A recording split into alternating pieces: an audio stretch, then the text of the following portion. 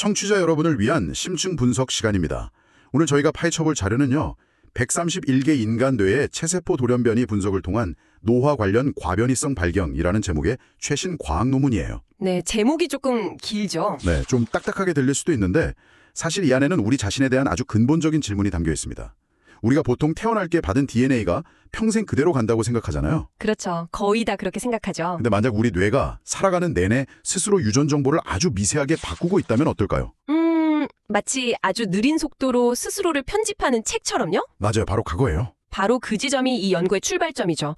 이 논문은 그 편집 과정, 그러니까 체세포 돌연변이가 우리 뇌에서 얼마나 또 어떻게 일어나는지, 그리고 그 결과가 자폐증이나 조현병 같은 신경정신질환과 어떤 관련이 있을까, 이걸 파헤친 일종의 유전학적 탐사 보고서라고 할 수 있어요. 탐사 보고서, 멋진 표현이네요. 그래서 오늘 저희의 목표는 이 논문의 서론, 즉 연구의 출발점이 된 그 질문들을 아주 깊이 있게 들여다보는 겁니다. 네, 서론이 중요하죠. 그럼 가장 기본적인 개념부터 시작해볼까요? 체세포 돌연변이라는 말이 이게 우리가 흔히 아는 유전병이랑은 다른 거죠? 네, 완전히 다릅니다. 우리가 부모님에게서 물려받는 건 생식세포 돌연변이고요. 이건 우리 몸의 모든 세포에 똑같이 존재하죠. 아, 네네. 하지만 체세포 돌연변이는 수정란 하나가 수십 조개의 세포로 분열하면서 한 사람이 되잖아요. 그 과정에서 혹은 살아가면서 DNA가 복제될 때 생기는 일종의 오타 같은 거예요. 오타요? 네. 그래서 피부세포는 피부세포대로, 간세포는 간세포대로, 그리고 뇌세포는 또 뇌세포대로 각자 다른 돌연변이 기록을 갖게 됩니다. 잠깐만요. 그럼 제 뇌 안에 있는 신경세포들도 DNA가 다 조금씩 다르다는 말씀이세요? 네, 바로 그겁니다. 우리 몸이 사실은 유전적으로 조금씩 다른 세포들의 집합체, 즉 모자이크인 셈이죠. 와, 저는 제 유전 정보는 몸 어디에서나 다 똑같을 거라고 생각했거든요. 이거 정말 놀라운데요. 그렇죠. 대부분의 사람들이 그렇게 생각해요. 하지만 현실은 우리 몸이 마치 수많은 조각으로 이루어진 스테인드 글라스와 같아요. 스테인드 글라스요? 네. 멀리서 보면 하나의 그림이지만 가까이서 보면 각 조각의 색과 무늬가 미세하게 다르잖아요. 이 논문은 바로 그 뇌라는 스테인드 글라스의 각 조각들을 전례 없는 정밀도로 들여다본 연구입니다. 와, 시작부터 흥미진진하네요. 그럼 이 연구자들이 그 복잡한 스테인드 글라스를 어떻게 분석했는지 논문의 예고편이라고 할 수 있는 초록을 보면서 한번 따라가 보죠. 네, 초록이 핵심이죠. 첫 문장부터 스케일이 엄청나요. 무려 131개의 인간 뇌를 분석했다고요? 네, 이 숫자가 그냥 많다는 의미 이상이에요. 과학계에서는 비교할 대상이 있어야 의미 있는 결론을 내릴 수 있거든요. 아, 비교군이 있어야? 맞습니다. 이 131개 중에 44개는 신경학적으로 특별한 질환이 없었던 분들의 뇌고 나머지는 투렛 증후군, 조현병, 그리고 자폐 스펙트럼 장애, ASD를 가진 이들의 뇌였어요. 아, 정상군과 질환군을 나란히 놓고 보는 거군요. 그렇죠. 그래야만 특정 돌연변이가 정말 질병과 관련이 있는지 아니면 그냥 무작위적인 어떤 소음인지 구분할 수 있는 거죠. 그리고 이 뇌들을 200배수 이상의 깊이로 전체 유전체 시퀀싱을 했다고 나와요. 200배수 깊이라는 게 200배 줌렌즈로 들여다봤다는 건가요? 감이 잘 안 오는데요? 아, 그거 아주 좋은 비유예요. 비슷한 개념인데 이렇게 생각하시면 쉬워요. 아주 흐릿하게 인쇄된 문장을 해독해야 한다고 상상해보세요. 네네. 한 번만 봐서는 글자를 알아보기 어렵겠죠? 그런데 그 문장을 200번 서로 다른 각도에서 사진 찍어서 겹쳐보면 희미했던 글자가 아주 선명하게 드러날 거예요. 겹쳐서 보는 거군요. 네, 유전체 시퀀싱도 마찬가지입니다. 뇌세포 수십억 개 중에 돌연변이를 가진 세포는 극소수일 수 있거든요. 정말 희미하겠네요. 그렇죠.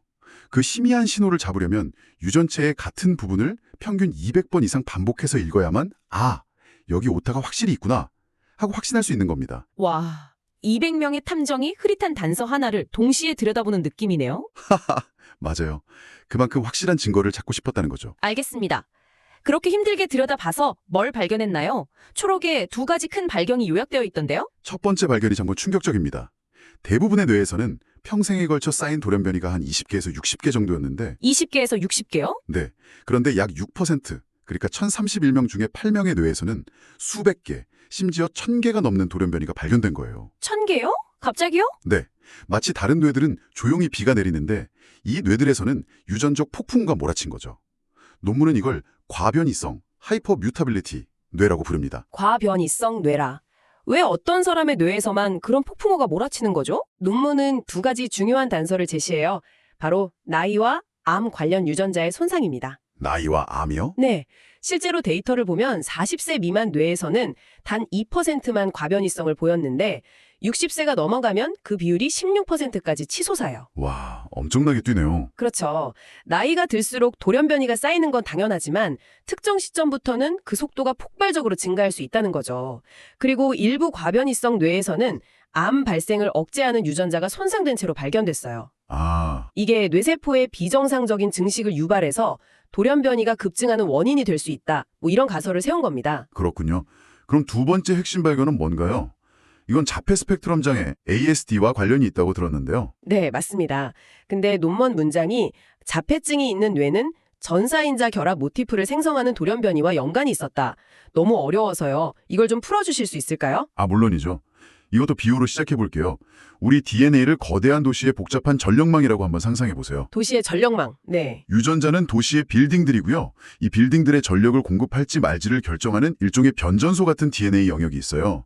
이걸 전문 용어로 인핸서라고 부릅니다. 빌딩과 변전소. 네, 여기까지는 따라왔어요. 자, 이 연구에서 자폐증을 가진 뇌들을 분석했더니 바로 그 변전소 영역에서 아주 특이한 돌연변이가 발견된 거예요. 변전소에서요? 네, 이건 마치 어떤 무허가 전기 기술자가 변전소에 원래는 없던 새로운 콘센트를 마구잡이로 설치해 놓은 것과 같아요. 불법 콘센트요? 네.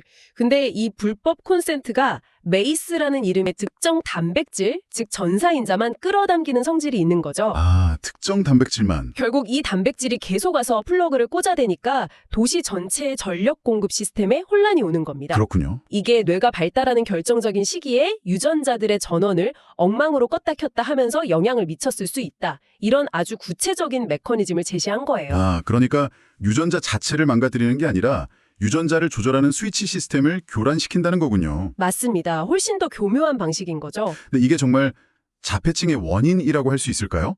아니면 그냥 여러 차이점 중 하나일 뿐일까요? 아주 날카로운 질문이에요. 과학자들은 원인이라는 말을 굉장히 조심스럽게 쓰거든요. 그렇죠. 하지만 이건 단순한 상관관계를 넘어서는 발견이에요. 왜냐하면 어떻게 그런 일이 일어날 수 있는지에 대한 매우 그럴듯한 작동 방식, 즉 메커니즘을 처음으로 보여줬기 때문이죠.